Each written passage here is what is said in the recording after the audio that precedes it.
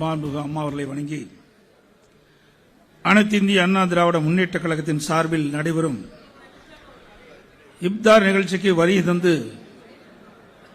கிராத் தொழுகை நடத்தியிருக்கும் தமிழ்நாடு துணை தலைமை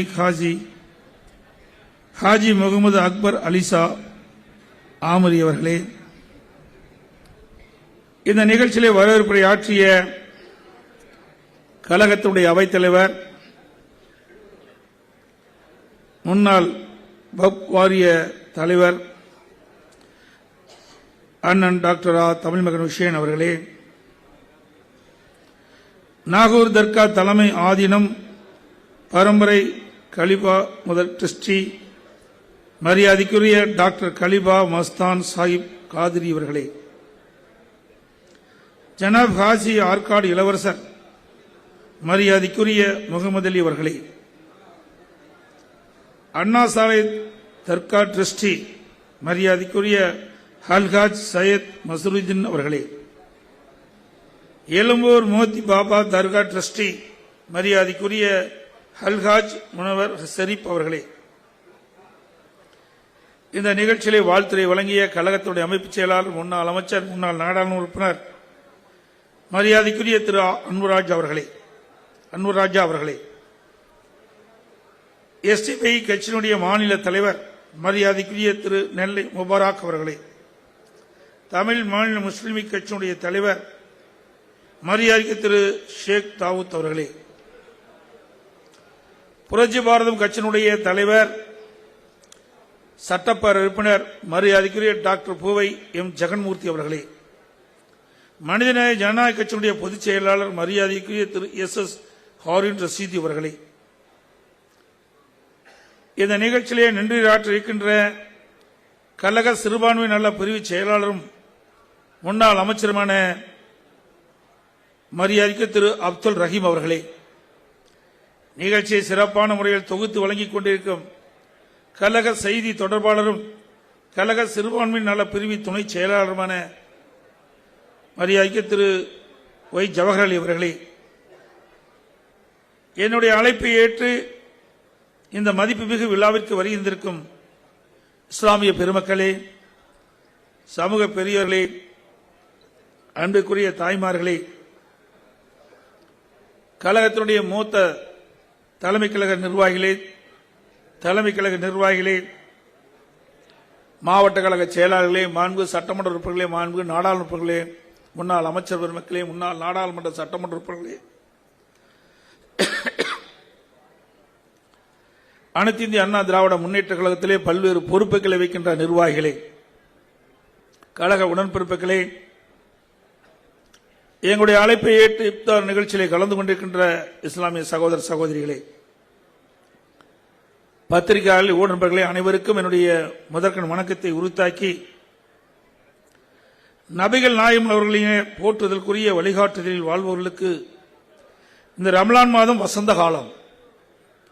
நோன்பை எதிர்நோக்கி காத்திருக்கும் இறை தொண்டர்கள் தங்களை சுத்தகரித்துக் கொள்ளவும், தங்கள் வாழ்க்கையை புடம்போட்டு புனிதப்படுத்திக் கொள்ளவும், இறைவனுக்கு இன்னும் நெருக்கமாக நகர்ந்து செல்லவும் நிகரற்ற வாய்ப்பை வழங்கும் நோன்பின் மாதம் இந்த ரமலான் மாதம். நாள் முழுவதும் உண்ணாமல் நோன்பிருந்து இந்த மனித வாழ்வு எத்தகைய இயல்பை தனக்கத்தே கொண்டது என்பதை எண்ணி பார்க்கவும், இறைவனோடு இயைந்து இருப்பதும் இறைவனின் கட்டளைக்கு கீழ்ப்படிந்து வாழ்வதும் தான் மனித வாழ்க்கை மதிக்கத்தக்க வாழ்வாக மாறும் என்பதை அறிந்து கொள்ளவும் மார்க்கம் வழங்கியிருக்கும் அற்புதமான காலம் இந்த ரமலான் நோன்பு காலம். உங்கள் நோன்பை போற்றுகிறோம், உங்கள் நாண தேடல்களை மதிக்கின்றோம், உங்கள் ஜகாத் கொடைகளையும் இறை அச்சத்தோடு வாழ நீங்கள் மேற்கொள்ளும் முயற்சிகள் அனைத்தையும் பாராட்டி மகிழ்கிறோம். எம்மை வாழ்வில் நம் ஒன்றுபட்டு சகோதர பாசத்துடன் வாழ்ந்து அன்பையும் சமாதானத்தையும் பெருக்க நாங்கள் ஆசைப்படுகிறோம் என்பதை உங்களுக்கும் உலகத்திற்கும் உறுதிபட தெரிவிக்கத்தான் இதயம் புரட்சித் தலைவி அம்மா அவர்கள் பல ஆண்டுகளாக அனைத்து இந்திய அண்ணா திராவிட முன்னேற்ற கழகத்தின் சார்பில் இப்தார் விழாவினை சீரும் சிறப்புமாக நடத்தி வந்தார்கள். தன்னுடைய வாழ்க்கையின் இளமை காலம் முதல் நிறைவு நாள் வரை இஸ்லாமிய நண்பர்கள் பலரை பெற்றிருந்தவர் இதயம் புரட்சித் தலைவர் எம்ஜிஆர் அவர்கள். தன்னுடைய நண்பர் மீதுதான் கொண்ட பாசத்தை பறைசாற்றும் விதமாக மேரே நாம் அப்துல் ரஹ்மான் என்ற பாடலை தான் நடித்துள்ள படத்திலேயே பாடி காட்டியவர் பொன்மனச்செம்மல் புரட்சித் தலைவர் எம்ஜிஆர் அவர்கள். அந்த மகத்தான மனிதரால் ஈர்க்கப்பட்டு அரசியலுக்கு வந்தவன் நான். அமைதியின் மார்க்கமான இஸ்லாமிய மார்க்கத்தை தவறாக சித்தரித்து இஸ்லாமிய சகோதரர்களின் நன்மதிப்பை குலைக்கும் வகையில் திரைப்படங்கள் சிலவற்றில் காட்சிகள் அமைந்த போதெல்லாம் உறுதிபட நின்று கடும் நடவடிக்கைகளை மேற்கொண்டவர் இதயம் புரட்சித் தலைவி அம்மா அவர்கள். அந்த ஒப்பற்ற இருவரும் தலைவர்கள் அரசியலே உருவாக்கப்பட்டவன் நான். என் இதய சிம்மாசனத்தில் என்று வீட்டிற்கும் அந்த இருவரும் தலைவன் வழியில் அரசியல் பயணம் செய்யும் நான் அவர்களைப் போல உங்களுக்கு உற்ற நண்பனாக, சகோதரனாக, பாதுகாவலனாக செயல்படுவேன் என்று தெரிவித்துக் கொள்கின்றேன். பதவிக்காகவோ புகழ்ச்சிக்காகவோ அரசியலுக்கு வந்தவன் அல்ல நான். மக்கள் தொண்டை மகேசன் தொன்று என்று பேர் அண்ணாவின் கொள்கையால் கடைபிடிக்கப்பட்டு மக்களுக்கு தொண்டாற்ற அரசியலுக்கு வந்த தொண்டன் நான். எனக்கு எந்தவித தனிப்பட்ட கருத்தும் நிலைப்பாடும் கிடையாது. ஜாதி மத வேறுபாட்டிற்கு அப்பாற்பட்டு தமிழனாக, இந்தியனாக, யாதும் ஊரே யாவரும் கேளீர் என்ற இயல்பாகவே வாழ்ந்து வரும் நான். எல்லோருக்கும் சமநீதியும் சம பாதுகாப்பும் சம உரிமையும் கிடைக்க வேண்டும் என்று உளமாற நினைப்பவன் நான். எண்ணிக்கையில் குறைவாக உள்ள சிறுபான்மையினரை பாதுகாத்து அரவணைத்து அன்பு செய்வதை நான் தலையாய கடமையாக கொண்டு பொது வாழ்வில் ஈடுபட்டிருக்கும் நான் என்றைக்கும் உங்களுக்கு துணையாக இருப்பேன் என்று தெரிவித்துக் கொள்கின்றேன். போற்றலுக்குரிய நபிகள் நாயகத்தின் வாழ்க்கையில் இருந்து மனித இனம் கற்றுக்கொள்ள ஏராளமான நற்களங்கள் உள்ளன. அதிலும் பொது வாழ்வில் உள்ளவர்கள் அவருடைய வாழ்க்கை நிகழ்வில் இருந்து தெரிந்து கொள்ள வேண்டிய பண்பு நலங்கள் பல இருக்கின்றன.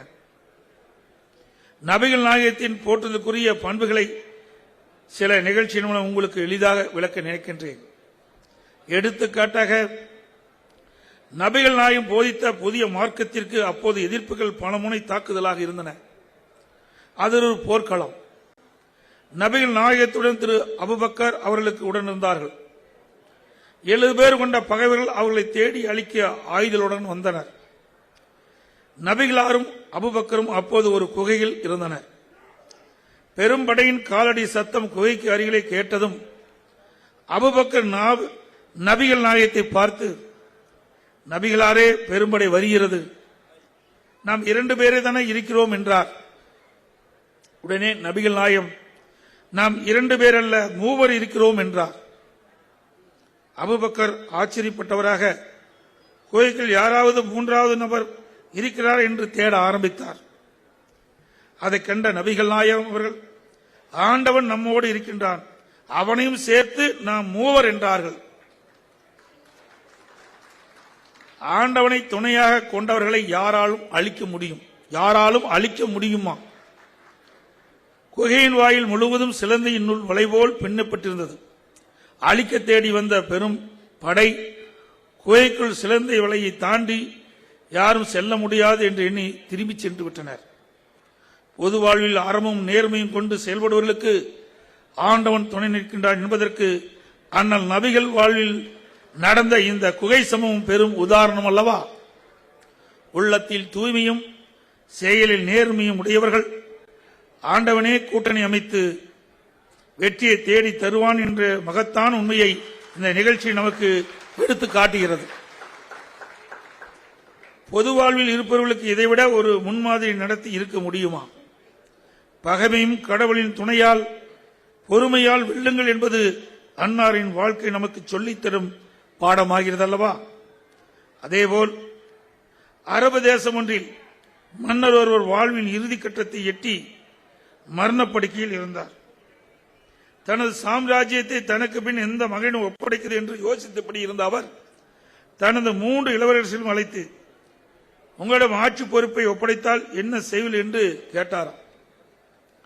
முதலாவது இளவரசர், அரசரே, என்னிடம் ஆட்சி அதிகாரம் வந்தால் எல்லா இடங்களிலும் தொழுகை கூடங்கள் கட்டுவேன், மக்கள் அனைவருக்கும் உரிய நேரத்தில் தொழுவதை உறுதி செய்வேன், அதை கண்காணிக்க காவலில் நியமிப்பேன், தொழுவதற்கு வராதவர்களை தண்டிப்பேன் என்றாராம்.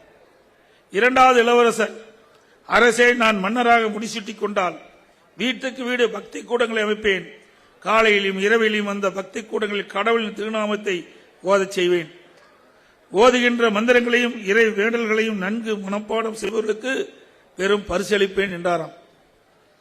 மூன்றாவது இளவரசர், மன்னர் பெருமகனே, நான் ஆட்சி அதிகாரம் பெற்றால் இறைவன் இந்த உலகை எப்படி படைத்திருப்பானோ அதை அப்படியே பாதுகாப்பேன், யாரையும் எதற்கும் கட்டாயப்படுத்த மாட்டேன், ஒவ்வொரு தனி மனிதன் ஆணோ பெண்ணோ குழந்தையோ யாராக இருந்தாலும் அவை நம்பிக்கைகளை மதிப்பேன், ஒவ்வொருவரின் இதயத்திலும் இறைவன் ஏற்றி வைத்திருக்கும் தனித்துவமான ஞான ஒளி அணையாமல் காப்பேன், இறைவன் படைத்ததை விட ஒரு சிறந்த உலகையும் மனிதனையும் என்னால் படைக்க முடியாது, ஆகையால் இறைவன் உருவாக்கியிருக்கும் பன்முகத்தன்மை மாறாமல் இருப்பதை பேணி காப்பேன், கடவுளின் படைப்பை விட மனிதனாகிய நான் எதை மேலானதாக செய்துவிட முடியும், எனவே இருப்பதை தொடரச் செய்வேன் என்றாராம்.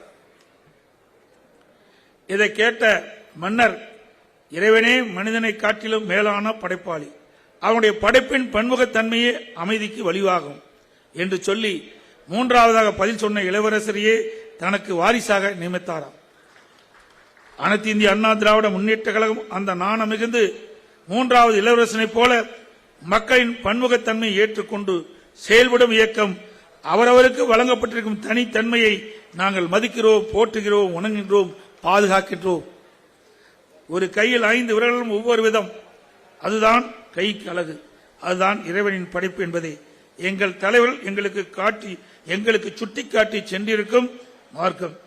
இஸ்லாமிய சமூகத்திற்கு புரட்சி தலைவி அம்மாவின் ஆட்சியின் போதும் அவர் வழியில் நடைபெற்ற அம்மாவின் அரசியலும் பல்வேறு நன்மைகளை செய்து கொடுத்திருக்கின்றோம். புனித ரமலான் நோன்பு கஞ்சி தயாரிக்க 3000க்கும் மேற்பட்ட பள்ளி வாசலுக்கு சுமார் 5145 மெட்ரிக் டன் அரிசி வழங்கப்பட்டு வந்தது. நாகர் தர்கா சந்தனப்படு திருவிழாவிற்கு விலையில்லா சந்தன கட்டைகள் வழங்கினோம். உலமாக்களுக்கு மாதாந்திர ஓய்வும் 3000 உயர்த்தி வழங்கினோம். மத்திய அரசு ஹஜ் புனித பயண நிதியை ரத்து செய்ததும் நாங்கள் அந்த நிதியை தொடர்ந்து அளித்து வந்தோம். ஹஜ் பயணத்திற்கு நிதியை 10 கோடியாக உயர்த்தினோம். மற்ற ஹஜ் யாத்திரைகள் சென்னையில் தங்குவதற்கு புனித ஹஜ் இல்லம் கட்டினோம். உள்ளிட்ட பல்வேறு நன்மைகள் அம்மாவின் அரசு செய்துள்ளது என்பதை மகிழ்ச்சியுடன் இந்த தருணத்தில் தெரிவித்துக் கொள்கின்றேன். எனது அரசியல் பயணம் ஒரு நதியின் பயணத்தை போன்றது. சில ஊற்றாக தோன்றி ஓடையாக மாறி அருவியாக கொட்டி அமைதியாக மெல்ல நடந்து வயல்தோறும் விளைச்சலுக்கு பாயும் ஒரு நதியைப் போல நானும் நாட்டு மக்களுக்கு பயன்பட வேண்டும் என்று ஓடிக்கொண்டிருக்கின்றேன், உழைத்துக் கொண்டே இருக்கின்றேன். புரட்சித் தலைவர் எம்ஜிஆர், புரட்சித் தலைவி அம்மா ஆகிய இருவரும் தலைவர்கள் இஸ்லாமிய பெருமக்களுக்கு துணை நின்றது போல் நாங்களும் உங்களுக்கு என்றும் துணை நிற்போம்.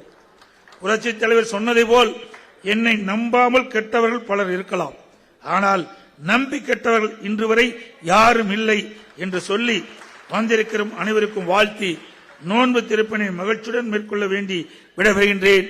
வணக்கம், நன்றி.